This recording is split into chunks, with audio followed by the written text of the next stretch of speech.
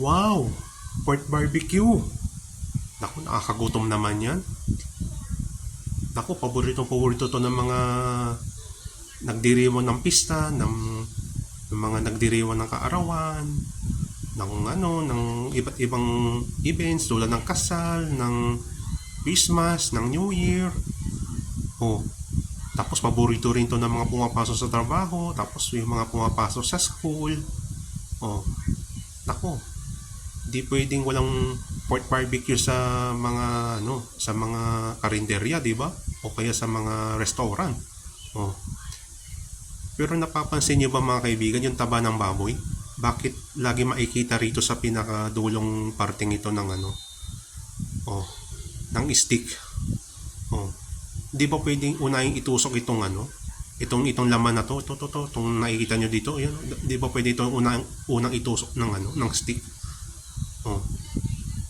Kasi lagi ditong unang tinutusok ng stick, di ba? Oh, yun oh. Lagi dito kasi oh. Lagi rin dito makikita yung taba. Di ba pwede rito yung taba ng baboy o kaya rito sa basta. O di ba pwede rito? O halimbawa dito nakalagay yung taba ng baboy. O bakit dito? O. O ito rin, isa pa to. O mayroon ding nandito rin yung, oy, parang tosino. Oh.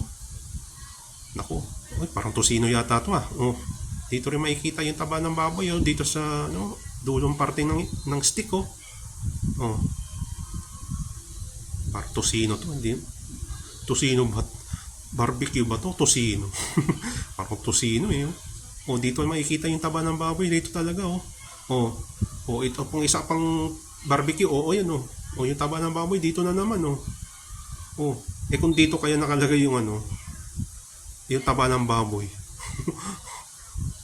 Oh, pero kailangan panahon na para magkaroon na ng katawagan dito sa taba ng baboy na makikita rito sa dulong parte ng stick o ng barbecue.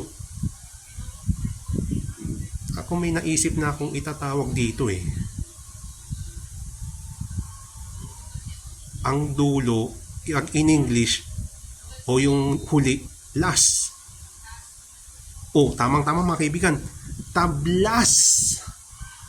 Ang taba ng baboy na makikita sa dulo, huhuling bahagi ng stick sa isang barbecue mga kaibigan. Tablas. Yan ang ikalawang salita na pasok sa aking bagong tatag na Diksionaryong Weirdo. Porky the Porky. Bye-bye. Oh, tablas mga kaibigan, tablas.